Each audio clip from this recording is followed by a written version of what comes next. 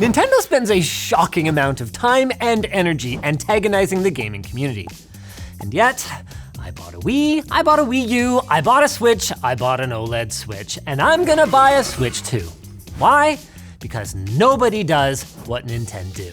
I mean, who else could tease an upcoming console with the performance of a 1.5-generation old competing machine, and yet have the community say, sounds great, because the games for it are going to rock.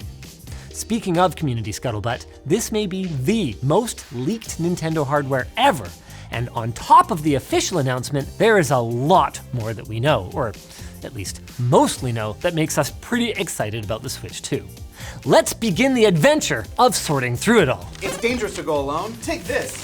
No way. Did we get a Switch 2 early? Of course. It's our sponsor, dbrand. The Mad Lads are doing it. They're making a Killswitch case, this time for the Switch 2. You can sign up to get notified when it drops at dbrand.com/switch2.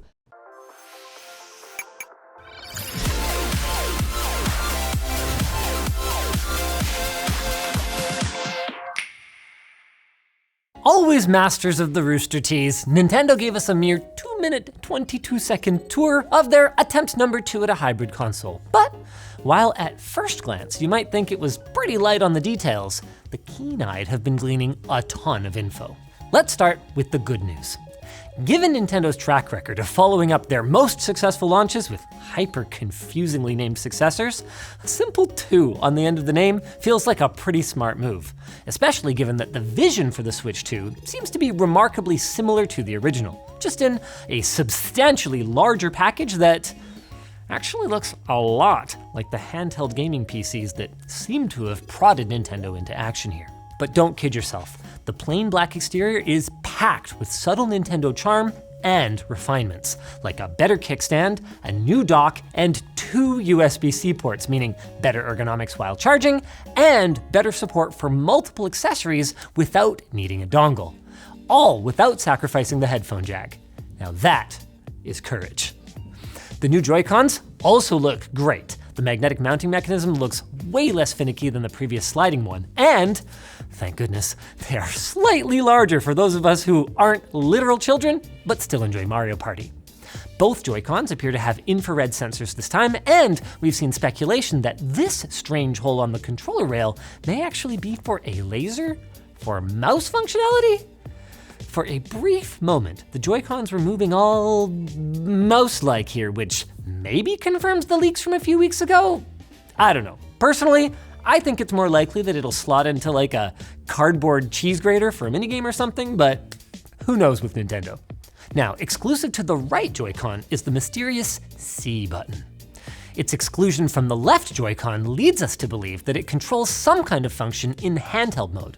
On past Nintendo controllers, C often meant camera, but it could also be chat, or capture, or a connect button for wirelessly streaming games to your dock, like the Wii U. Okay, that one is speculation on our part, and besides, the only C that I care about is backwards compatibility. That's right, baby! You get to play your OG Switch games, both physical and digital, on your brand new machine. Now, there will be some exceptions, probably the ones with the weird peripheral requirements. But even so, this is fantastic news because there is a ginormous library of amazing Switch games, many of which performed like absolute dog shit on the underpowered original console. The only question is, how is Nintendo gonna roll this out? Personally, I'd probably just settle for more consistent frame rates. But I'd also be surprised, given recent industry trends, if we didn't also see next-gen visual updates. But will they be free for Nintendo Online subscribers? Will Nintendo and other devs provide them as paid patches? Or will Nintendo pull a Nintendo and lock these patches behind a full-price remaster, forcing us to rebuy Donkey Kong Country Returns for the 5th time? The last of the good news is that this video unintentionally added credibility to some of the leakers who showed off not only the new shape and Joy-Cons, but also the specs. That's right, while you should always take leaks with at least one grain of salt, we're feeling pretty confident that this list will closely reflect the guts of the Switch 2. Let's start with the GMLX 30-R-A1 processor. Really rolls off the tongue, doesn't it? The GML-X30 is an SoC, or system on a chip, that contains the CPU, GPU, memory controller, and the I/O. It's the beating heart of the Switch 2, and from what we know, it appears to be a semi-custom 5nm variant of the originally 8nm NVIDIA Tegra T239 from a couple of years ago.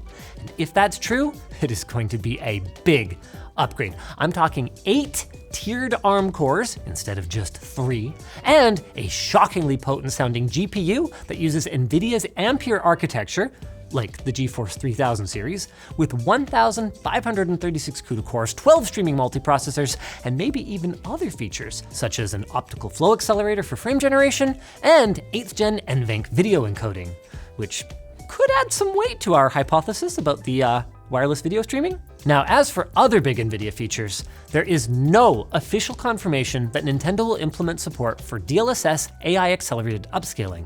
But you mark my words here, guys. If the Switch 2 doesn't have some form of AI upscaling, I will buy and eat an entire box of this Super Mario cereal with Mountain Dew as the milk live on WAN Show. It's gonna happen. Rumors also point to the presence of 48 Gen 3 tensor cores and 2 ray tracing ones, but I'm not eating anything if I'm wrong on those ones. We are a lot more certain though about the RAM. It looks like we're gonna get 12 gigs of LPDDR5X memory clocked at 7,500 megatransfers per second. That is a big upgrade from the 4 gigs we had before at up to 1,600 megatransfers per second. It comes with 256 gigs of UFS 3.1 flash storage rated at 2,100 megabytes per second. Not sure if that's reads or writes. And it looks like it will be expandable using microSD Express, which is fantastic.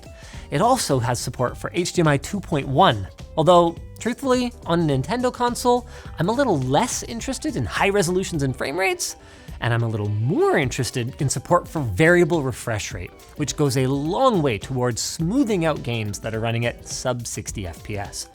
And it should also help improve power consumption in handheld mode. And I hear what you're thinking, guys. Cool specs, bro, like your cool, well-fitting blank t-shirts on LTTstore.com. But what do the specs mean?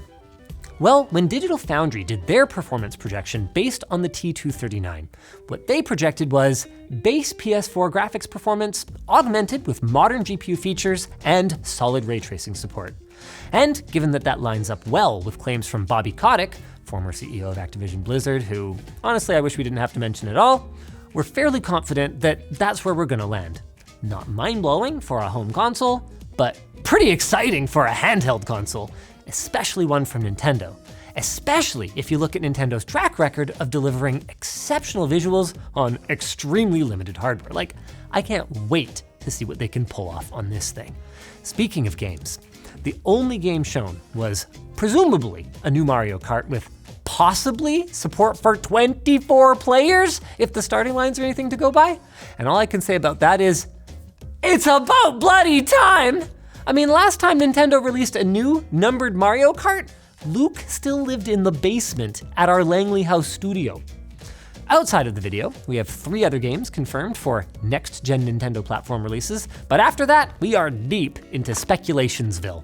The last new 3D Mario game was 8 years ago, so we may see one of those. The new Pokemon Legends and Xenoblade are due this year, so I wouldn't be surprised if they lined up with the console launch.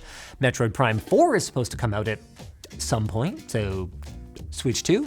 For any degree of certainty though, we'll need to wait until April. But seeing as the Switch 1 had arguably the best launch window in console history, and given that Nintendo clearly hasn't rushed this launch, I'm hopeful that Nintendo can deliver another explosive start to the new generation. As excited as we all are about the first-party titles though, only time's gonna tell if Nintendo's ecosystem will continue to attract third-party developers. The Switch relied heavily on its enormous install base to incentivize high-effort ports, and there's no guarantee that, especially given that some games are clearly gonna be cross-compatible, the Switch 2 is gonna sell in such quantities.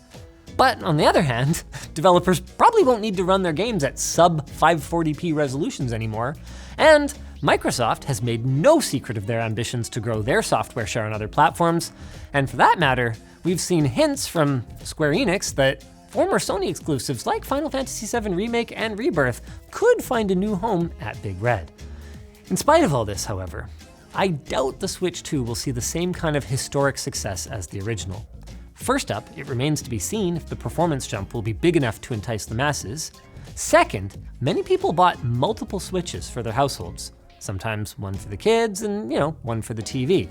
And as long as the games are also being released on the original Switch, and trust me, with an install base of over 145 million units, that's gonna be for a while. I'm not sure that those parents are gonna feel the need to upgrade consoles number 2 or number 3 in the house, at least not in the current economy.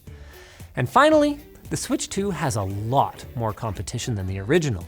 The original landed in a completely barren handheld gaming world. It proved there was an appetite for dedicated handheld gaming devices, but in doing so, since its release, we have seen a flood of excellent options from other parties, like the Steam Deck from Valve and the Ally X from Asus, both of which can run Switch games better than the original Switch can, which, as long as the game libraries overlap, is kind of what the Switch 2 does. At the end of the day though, as someone who pays for my games, I can't wait to get my hands on the Switch 2 when it comes out later this year.